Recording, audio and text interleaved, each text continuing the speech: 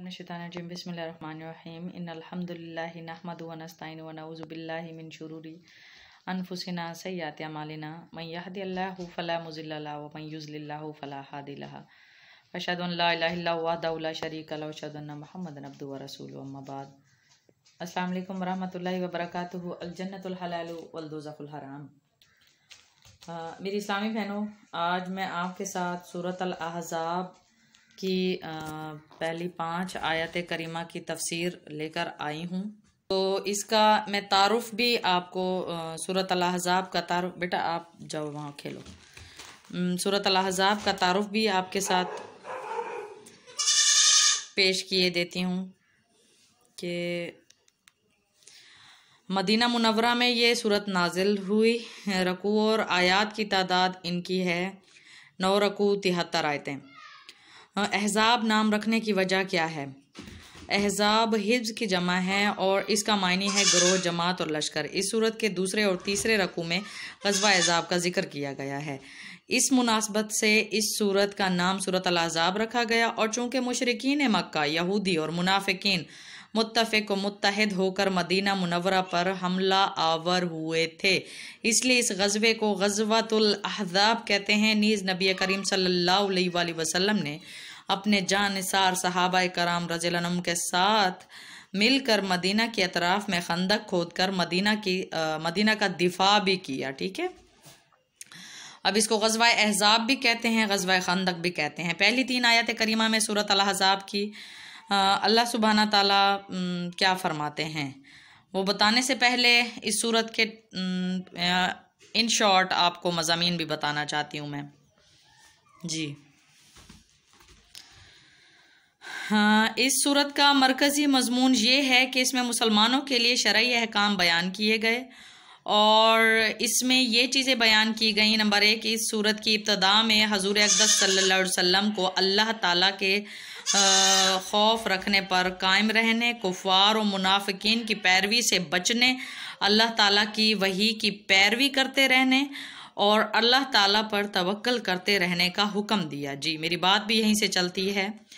पहली 3 आयत करीमा सूरत अल अहज़ाब में नबी पाक सल्लल्लाहु अलैहि वसल्लम जब हिजरत करके जाते हैं तो आप सल्लल्लाहु अलैहि वसल्लम की ये कोशिश होती है, जो कबीले हिजरत के वक्त आप सल्लल्लाहु अलैहि वसल्लम के साथ हैं, बेटा लैला,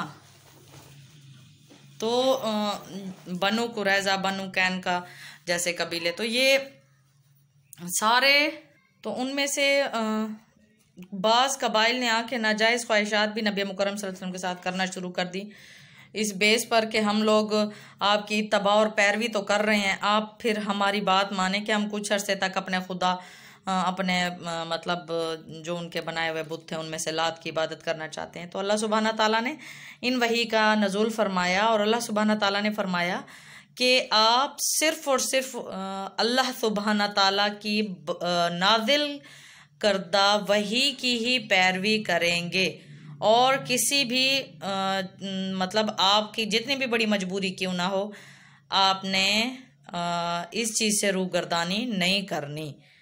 तो इसी हवाले से अल्लाह सुब्हाना ताला ने आयत करीमा का नज़ूल भी फरमाया। जी, कबीले का नाम है बनु सकीफ़, जिनका एक वफ़्द नबी मुकर्रम सल्लल्लाहु अलैहि वसल्लम की खिदमत में हाजिर हुआ। उन्होंने आप सल्लल्लाहु अलैहि वसल्लम से मुतालबा किया कि 1 साल तक लात से उन्हें मुतमत्ता होने दें, यानी वो तागिया है जिसकी बनु सकीफ़ इबादत किया करते थे, वो चाहते हैं कि हमें 1 साल तक इसकी इबादत आप करने दें। उन्होंने अर्ज़ की ताकि कुरैश हमारे इस मकाम और मर्तबे को जान लें जो हमारा आपके यहाँ है। तो नबी पाक सल्लल्लाहु अलैहि वसल्लम ने इसका इरादा कर लिया। जब आप सल्लल्लाहु अलैहि वसल्लम ने सोचा कि चलो ठीक है, ये मेरे से इजाज़त मांग लें तो मैं इनको इजाज़त दे ही देता हूँ, इरादा कर लिया, तो अल्लाह सुब्हाना ताला ने इन आयत करीमा का नज़ूल फरमाया। और आप जिन बातों में खौफ खाते कि ये ना हो ये मेरे अगेंस्ट हो जाएं और मुसलमानों को कोई तकलीफ़ हो जाए, इसलिए मुझे थोड़ी सी इनकी मान लेनी चाहिए, तो जिसकी वजह से अल्लाह सुब्हाना ताला ने इन आयत करीमा का नज़ूल फरमाया, जिनका मैं आपको तर्जुमा बता देती हूँ। औज़ुबिल्लाहि मिनश्शैतानिर्रजीम बिस्मिल्लाहिर्रहमानिर्रहीम। ए पैगंबर, खुदा से डरते रहना और काफिरों और मुनाफिकों का कहा ना मानना, बेशक खुदा जानने वाला और हिकमत वाला है। और जो किताब तुमको तुम्हारे परवरदिगार की तरफ से वही की जाती है उसी की पैरवी किए जाना, बेशक खुदा तुम्हारे सब अमलों से खबरदार है, इसमें कोई शक नहीं। और खुदा पर भरोसा रखना और खुदा ही कारसाज और काफ़ी है, इसमें भी कोई शक नहीं। अगली आयत करीमा नंबर 4। आयत करीमा नंबर 4 का तर्जमा, खुदा ने किसी आदमी के पहलू में 2 दिल नहीं बनाए। अब जी फहर कबीला का एक आदमी था जिसके बारे में ये मशहूर था, कहावत मशहूर थी कि इसकी जहानत बहुत ज़्यादा है, नॉन मुस्लिम है, यहूदी है वो। उसे जिल कलबैन कहा जाने लगा, यानी 2 दिलों वाला, इसके 2 दिल हैं। और कहा जाने लगा, वो अपने आप को भी यही समझने लगा कि मैं तौबा नऊज़ बिल्लाह, हज़रत मोहम्मद मुस्तफ़ा सल्लल्लाहु अलैहि वसल्लम से ज़्यादा अक्ल मेरी बेहतर है, ज़्यादा मेरा फ़हम बेहतर है। तो कुरैश ने ना उनकी जो ना वाह कर दी इस शख्स की, और इस शख्स का नाम है जमील बिन मुअम्मर, ठीक है। तो एक दिन ऐसा हुआ, अबू सुफियान के सामने ये आदमी गुजरता है, इसने अपनी एक जूती को हाथ में उठाया हुआ है, एक जूती इसने पाँव में पहनी हुई है। तो तफसीर अल करतबी में है ये और एहसानुल बयान में है कि इसने अपनी एक जूती को हाथ में उठाया हुआ है और एक जूती को पाँव में पहना हुआ है। तो अबू सुफियान पूछता है कि ये तुमने क्यों किया हुआ है? तो कहता है मुझे तो ये लगा कि मेरे दोनों पाँव में जूतियां हैं पड़ी, शायद मैं भूल गया।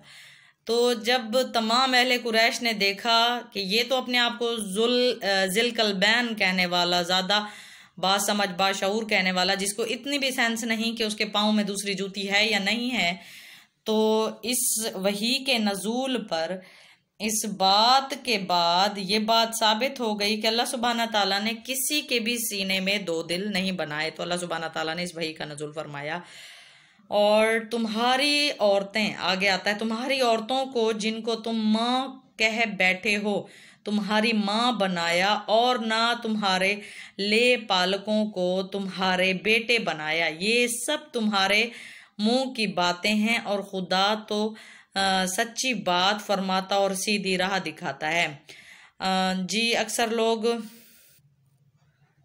जी इस आयत करीमा में जो तुम अपनी औरतों को माँ कह बैठते हो, तो इसके मसले के बारे में ये था कि ज़माना जहालत में पहले तलाक़ की शरअ नहीं थी, तलाक़ का उसूल नाफिज नहीं था, तो लोग ज़ुहार कर लेते थे अपनी बेगमात के साथ। इसी का जिक्र आया सूरत अल मुजादला की आयत नंबर 1 में। हज़रत खौला बिनते मालिक बिन स्वालबा रज़ियल्लाहु अन्हा के उनके खामंद औस बिन सामत रज़ियल्लाहु ने उनसे ज़ुहार कर लिया था। ज़ुहार को तलाक समझा जाता था। हज़रत खौला रज़ियल्लाहु अन्हा सख्त परेशान हुई। उस वक्त तक इसकी बाबत कोई हुक्म नाजिल नहीं हुआ था, जैसे मैंने आप लोगों को बताया। तो इसलिए वो नबी मुकर्रम सल्लल्लाहु अलैहि वसल्लम के पास आईं, तो आप सल्लल्लाहु अलैहि वसल्लम ने भी कुछ तवक्कुफ फरमा, यानी थोड़ा वक्फा किया, क्योंकि अभी आप सल्लल्लाहु अलैहि वसल्लम को भी इसका कोई हुक्म नहीं मिला हुआ था। तो आप सल्लल्लाहु अलैहि वसल्लम से वो बहस और तकरार करने लगी, तो जिस पर ये आयत नाजिल हुई जिनमें मसला ज़ुहार और इसका हुक्म व कफ़ारा बयान फरमा दिया गया। हज़रत आयशा रज़ियल्लाहु अन्हा फरमाती हैं कि अल्लाह ताला किस तरह लोगों की बातें सुनने वाला है कि ये औरत घर के एक कोने में नबी मुकर्रम सल्लल्लाहु अलैहि वसल्लम से मुजादला करती है, यानी बहस करती है और अपने खामद की शिकायत करती है, मगर उसकी बातें नहीं सुनती थी। लेकिन अल्लाह ने आसमानों पर उसकी बात सुन ली। तो जी ये सनन सिलसिला सहीह हदीस तवातुर सनन इब्ने माजा से ये तफसीर अखज़ की गई। जी तो अल्लाह सुब्हाना ताला बता रहे हैं कि तुम्हारी औरतों के साथ तुम्हारे निकाह यूं कहने से ख़त्म नहीं होते, बल्कि इसका आपने कफ़ारा अदा करना है, ठीक है। ज़िहार, अब ज़ुहार या ज़िहार की किस्म ये ज़माना जहालत में, जैसे मैंने आपको बताया कि तलाक किसी चीज़ को समझा जाता था कि आदमी ये कह दे तेरी पीठ मेरी माँ जैसी, या ये कह दे कि तू मेरी माँ जैसी, उसे ये समझा जाता था कि ये तलाक हो गई। तो अब हज़रत खौला तो परेशान हो गई, जब नबी पाक सल्लल्लाहु अलैहि वसल्लम के पास ये मसला लेके आती हैं तो बहस कर रही हैं, टेंशन में हैं। तो अल्लाह सुब्हाना ताला ने इस पर वही नाजिल फरमाई। उन्हीं की इस मुजादला के दौरान इस मतलब आपस में ये बहस कर रहे हैं, मुबाहिसे के दौरान अल्लाह सुब्हाना ताला ने वही नाजिल फरमाई और अल्लाह सुब्हाना ताला ने फरमाया कि अल्लाह सब कुछ सुन रहा है, देख रहा है तुम दोनों के दरमियान जो जो मतलब बहस व मुबाहिसा चल रहा है। तो अल्लाह सुब्हाना ताला ने बताया अब इसका तरीका ये है कि आप या तो फिर ग़ुलाम आज़ाद करें या तो फिर आप लगातार 2 महीने रोज़े रखें, इसका कफ़ारा है। वो भी नहीं कर सकते अपनी सेहत के पेश नज़र, तो 60 मस्कीनों को आपने खाना खिलाना है। तो मेरी इस्लामी बहनों, ज़िहार का मसला इस तरह से हमारे सामने आता है। अब जी यहाँ पर इस आयत करीमा में अल्लाह सुब्हाना ताला ने और क्या फरमाया कि जी माँ कह बैठते हो। इसके बाद आता है ना तुम्हारे ले पालकों को तुम्हारे बेटे बनाया, ये सब तुम्हारे मुंहों की बातें हैं और खुदा तो सच्ची बात फरमाता है और वहीं सीधा रास्ता दिखाता है। जी आगे पूरी डिटेल में हज़रत ज़ैद बिन हारसा जो नबी पाक सल्लल्लाहु अलैहि वसल्लम के मुंह बोले बेटे, जिनके बारे में अल्लाह सुब्हाना ताला ने वाज़े फरमा दिया कि ले पालक तुम्हारे बेटे नहीं हो सकते। और इसी तरीके से आज की सोसाइटी में देख लें, हम किसी का भी बच्चा उठा के उनको अपना नाम दे देते हैं। अपनी मतलब सोसाइटी में हम लोगों ने अपने उसूल बनाए हुए हैं, जबकि नबी मुकर्रम सल्लल्लाहु अलैहि वसल्लम ने सही मुस्लिम की आयत करीमा 200 की सीरीज़ से स्टार्ट होती है। ईमान का तकाजा क्या है कि अगर तुम जानते हो, जानबूझ के अपने बाप का नाम तुमने बदल दिया तो तुमने कुफ्र किया। अल्लाह सुब्हाना ताला के नज़दीक ये बहुत बड़ा गुनाह समझा जाता है। मैंने अपने पिछले क्लिप में आप लोगों को बताया कि